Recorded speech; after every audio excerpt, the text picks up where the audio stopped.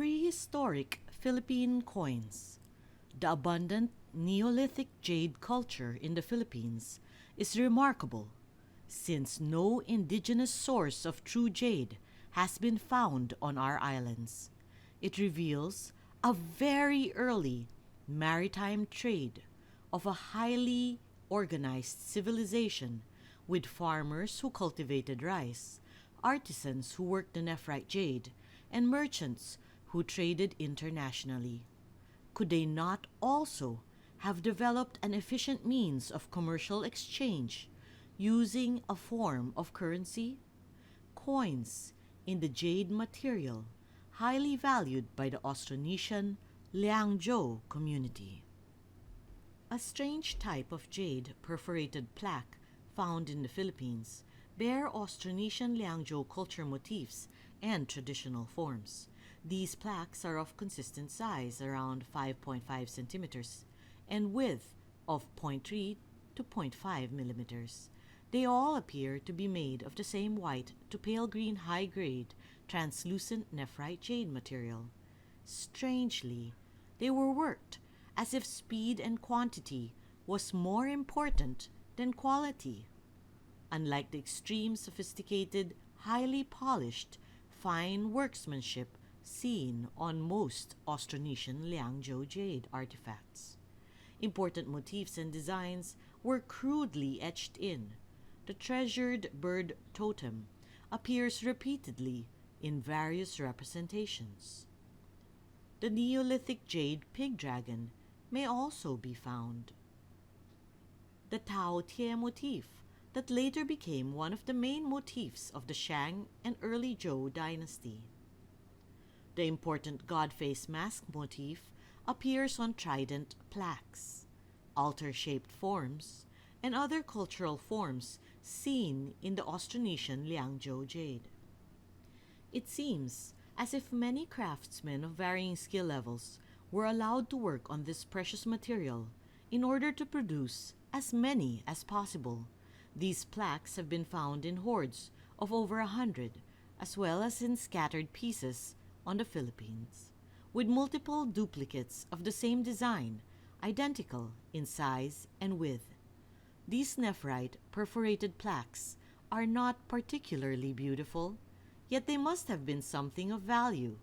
They appear to have been heavily handled and weathered. These jade artifacts are roughly finished. Thus, the strength of the interwoven microcrystalline fibers of nephrite had held them together, but they are pocked with dings and occasional percussion cracks.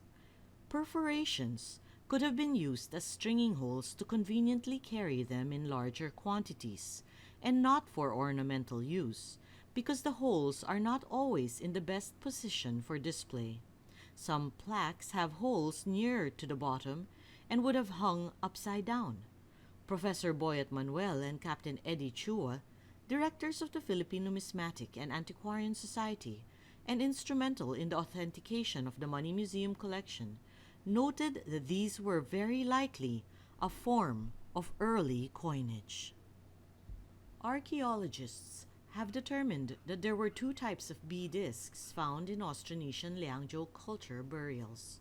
The finely polished type of bee, ceremonially placed on the stomach and chest of the deceased, and another unpolished type of bee disc, often found stacked in a pile. In 1989, Wang Mingda noted that the piled and unfinished bee discs appeared to be a symbol of wealth. When what appeared to be jade coinage from China's classical dynasties were found side by side with these type of plaques, crafted in the same relative size and width, made of the same high-grade translucent nephrite green material, and showing the similar handling wear, it served to confirm the idea that these were coins. Scholars have suggested that pieces of jade were a form of money in the Shang dynasty. Jade replicas of cowrie shells were used by the Shang, along with various materials including shells, coins, and metals. Could these jade coins from China's classic dynasties have been used to trade with the Austronesian Liangzhou communities that had relocated to their new lands? Round nephrite coinage with a square center bear on them Chinese characters that range from Greater Seal script used in the Zhou dynasty to the clerkly script, which some scholars speculate to have begun during the Eastern Zhou dynasty. Like the Austronesian Liangzhou perforated plaques, engraving is crude and hurriedly done, dispelling the suggestion that these were commemorative or ornamental. The characters on the jade coinage match those used by China's later dynasties, with some appearing over 1,000 years apart. Could those dynasties have copied these ancient coins in reverence to their ancestors?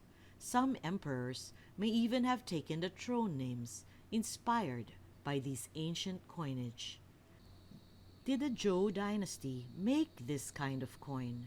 Sima Qian records that the imperial Zhou government, during the reign of King Cheng, son of King Wu, under the supervision of the Grand Duke Wang, made a round coin with a square center.